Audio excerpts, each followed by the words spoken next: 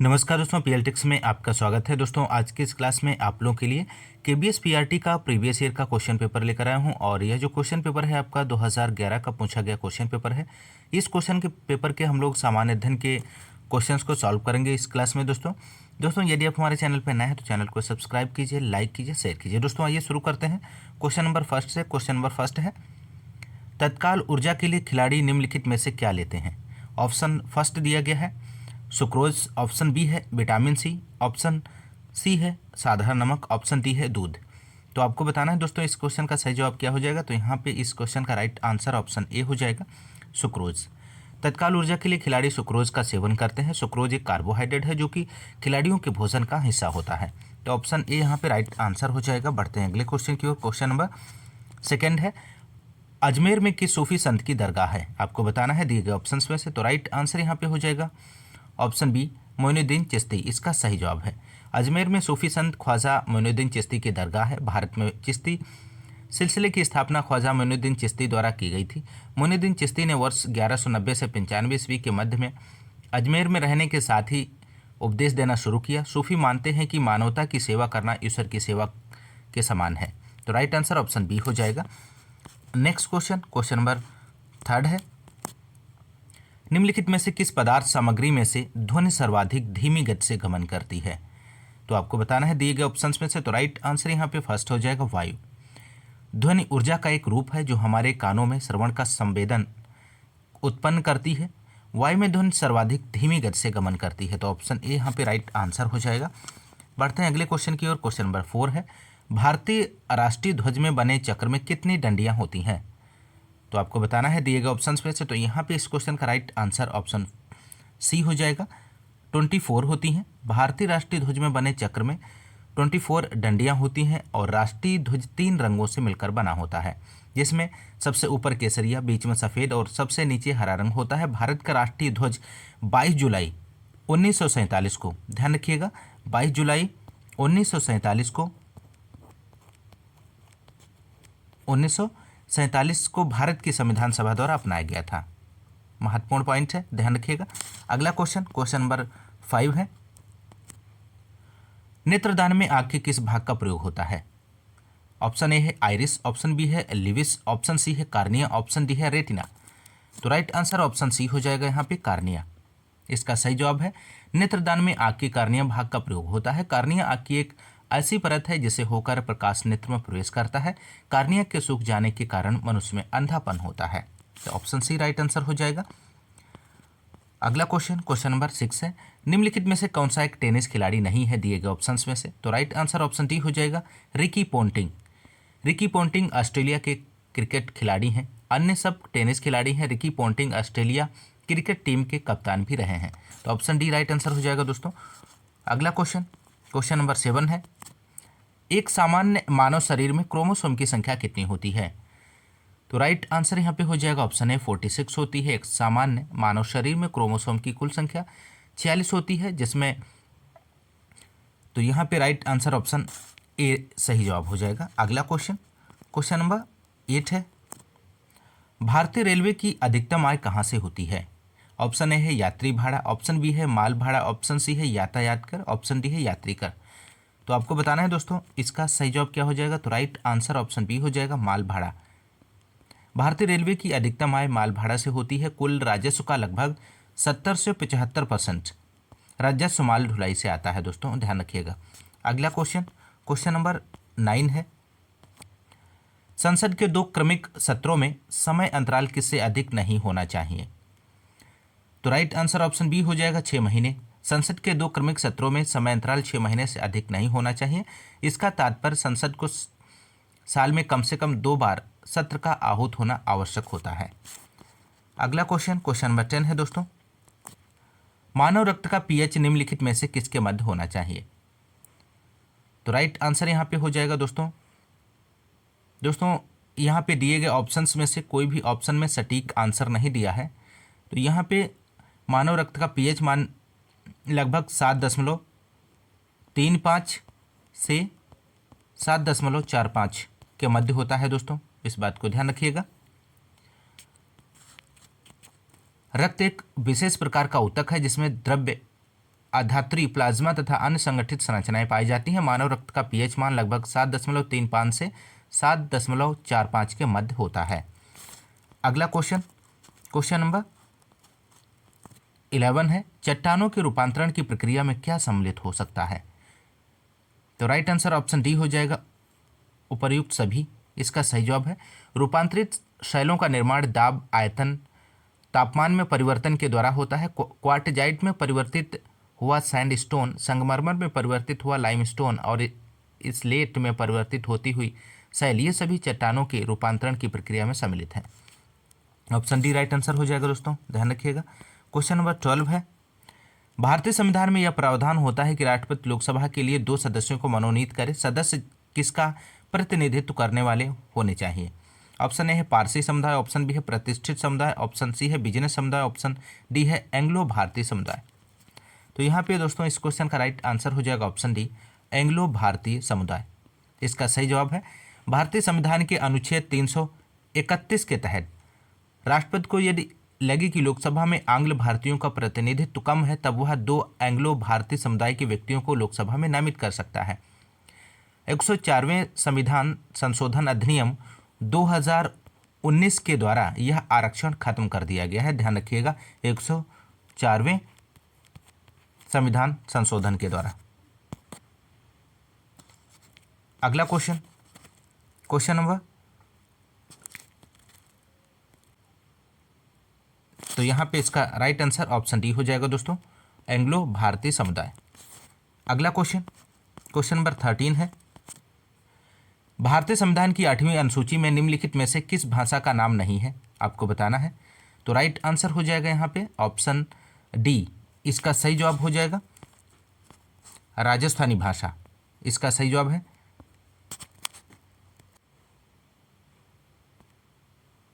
Option D, right answer हो जाएगा राजस्थानी भाषा। इसका सही जवाब है। भारतीय संविधान की 8वीं अनुसूची में कुल 22 भाषाएं शामिल हैं और राजस्थानी भाषा संविधान की 8वीं अनुसूची में शामिल नहीं है दोस्तों, ध्यान रखिएगा।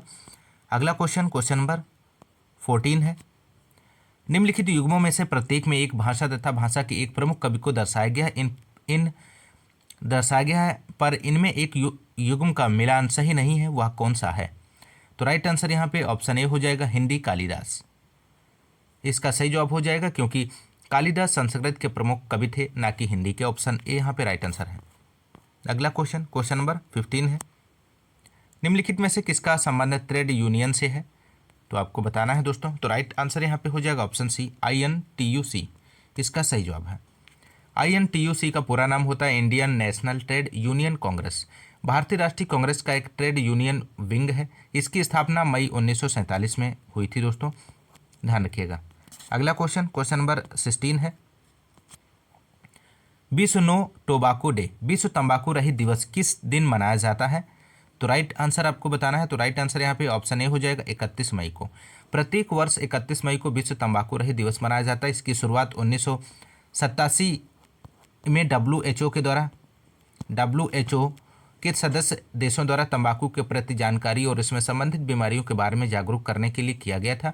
विश्व तंबाकू दिवस 2022 की थीम की यदि हम बात करें तो तंबाकू पर्यावरण के लिए खतरा है। तो 22 की थीम है दोस्तों, ध्यान रखिएगा।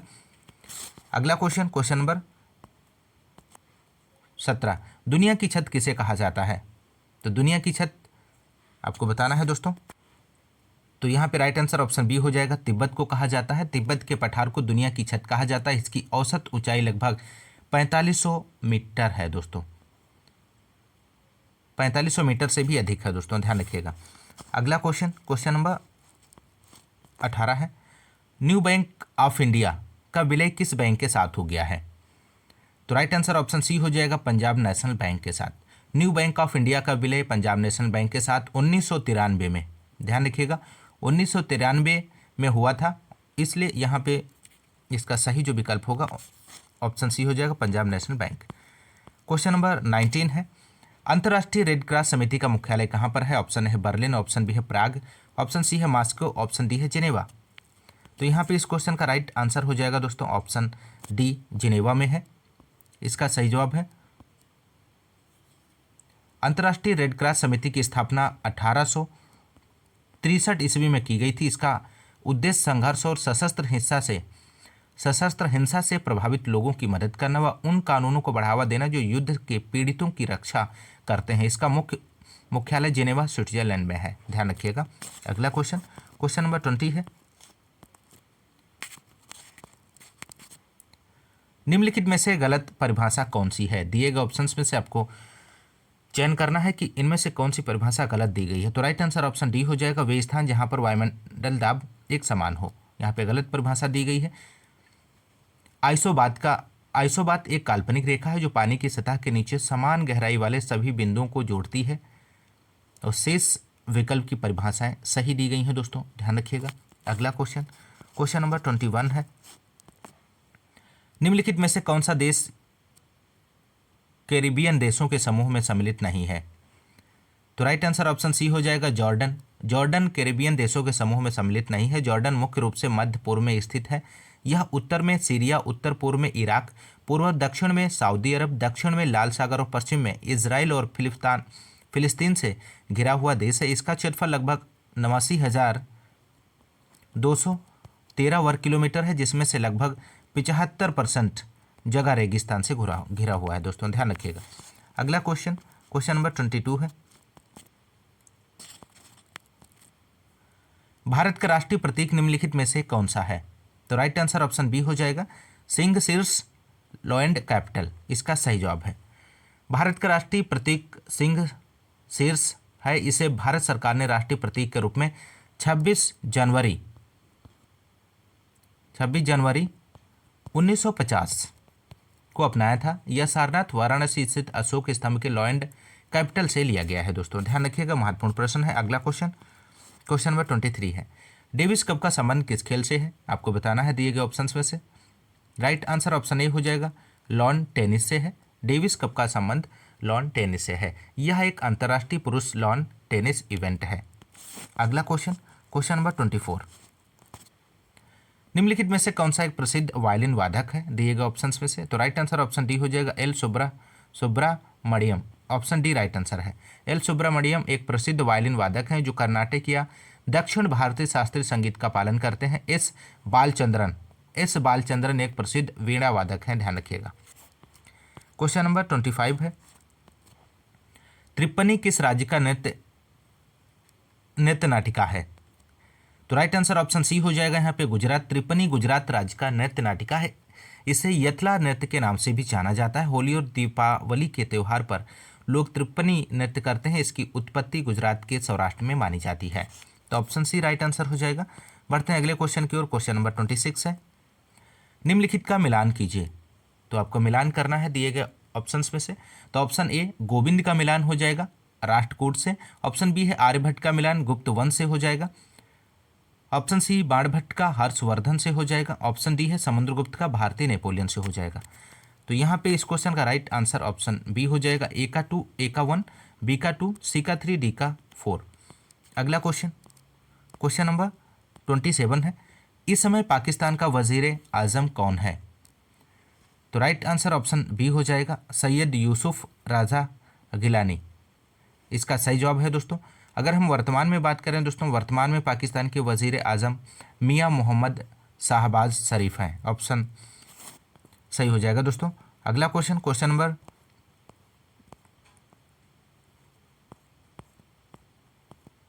29 है दोस्तों। 28 क्वेश्चन यहाँ पे मिस हो गया है।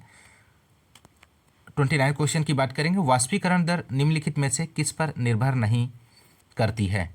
तो राइट आंसर ऑप्शन सी हो जाएगा, तरल के कुल द्रव्यमान पर। इसका सही जवाब है, वाष्पीकरण दर तरल के कुल द्रव्यमान पर निर्भर नहीं करती है। वाष्पीकरण दर निर्भर करती है तरल के तापमान पर, वायुदाब पर और तरल के पृष्ठ क्षेत्रफल पर। तो ध्यान रखिएगा। क्वेश्चन नंबर अगला है क्वेश्चन नंबर 30, निम्नलिखित का मिलान कीजिए। तो राइट आंसर यहाँ पे हो जाएगा ऑप्शन बी। इसका सही जवाब हो जाएगा, सही मिलान हो जाएगा दोस्तों। यहाँ पे ऑप्शन बी, ए का 2, बी का 3, सी का 4, डी का 1। यहाँ पे आप मिलान कर लीजिए। सोडियम बाइकार्बोनेट को क्या बोलते हैं? बेकिंग सोडा बोलते हैं। ऑप्शन सेकंड से हो जाएगा कैल्शियम कार्बोनेट, कैल्शियम कार्बोनेट को चाक कहते हैं। तीसरा से हो जाएगा पोटाश, पोटाश का मिलान जो हो जाएगा फिटकरी से। 4 से हो जाएगा कैल्शियम हाइपोक्लोराइट, इसका जो मिलान हो जाएगा ब्लीचिंग पाउडर से हो जाएगा। अगला क्वेश्चन, क्वेश्चन नंबर 31 है, रॉबर्ट कोच का कार्य किस क्षेत्र में था? तो राइट आंसर ऑप्शन ए हो जाएगा तपेदिक। रॉबर्ट कोच का एक जर्मन चिकित्सक और कीटाणु विज्ञान के संस्थापकों में से एक थे। इन्होंने एंथ्रेक्स रोग तपेदिक बैक्टीरिया की खोज की थी। तो ऑप्शन ए राइट आंसर हो जाएगा। अगला क्वेश्चन, क्वेश्चन नंबर 32 है, संपत्ति का अधिकार एक है, आपको बताना है दिए गए ऑप्शंस में से क्या है। संपत्ति का अधिकार मूल रूप से संविधान के भाग 3 में निहित 7 मौलिक अधिकारों में से एक था। 44वें संविधान संशोधन अधिनियम 1978 के द्वारा भाग 3 से अनुच्छेद 19(1)(f) और अनुच्छेद 31 को मौलिक अधिकार से हटाकर इसे भाग 12 में संपत्ति के अधिकार शीर्षक के तहत एक नया अनुच्छेद 300(a) जोड़कर इसे कानूनी अधिकार बना दिया गया है। दोस्तों ध्यान रखिएगा, ऑप्शन सी यहाँ पे राइट आंसर हो जाएगा इस क्वेश्चन का, कानूनी अधिकार है। अगला क्वेश्चन, क्वेश्चन नंबर 33, भारतीय संविधान के 55वें संशोधन 1986 के अंतर्गत निम्नलिखित में से किसको पूर्ण राज्य का दर्जा मिला है? तो राइट आंसर ऑप्शन सी हो जाएगा अरुणाचल प्रदेश, इसका सही जवाब है। भारतीय संविधान के 55वें संविधान संशोधन 1986 के अंतर्गत अरुणाचल प्रदेश को पूर्ण राज्य का दर्जा मिला है। अगला क्वेश्चन, क्वेश्चन नंबर 34 है, भारत के उपराष्ट्रपति का चुनाव एक निर्वाचन मंडल कराता है जिसमें क्या होते हैं? तो राइट आंसर हो जाएगा यहाँ पे इस क्वेश्चन का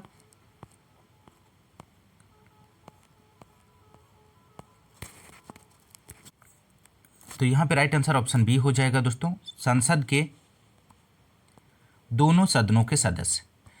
भारत के उपराष्ट्रपति का चुनाव एक निर्वाचन मंडल द्वारा किया जाता है जिसमें संसद के दोनों सदनों लोकसभा और राज्यसभा के सदस्य भाग लेते हैं।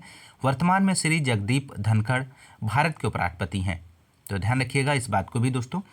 अगला क्वेश्चन, क्वेश्चन नंबर 35 है, भारतीय संविधान के किस अनुच्छेद के अंतर्गत संसद को यह अधिकार है कि वह संविधान का संशोधन कर सके? तो राइट आंसर यहाँ पे हो जाएगा ऑप्शन बी 368 है। संविधान में संशोधन की जो प्रक्रिया है वो 368 के अंतर्गत आती है। कहाँ से लिया गया है? अफ्रीका से लिया गया है। तो यहाँ पे इस क्वेश्चन का राइट आंसर ऑप्शन बी है।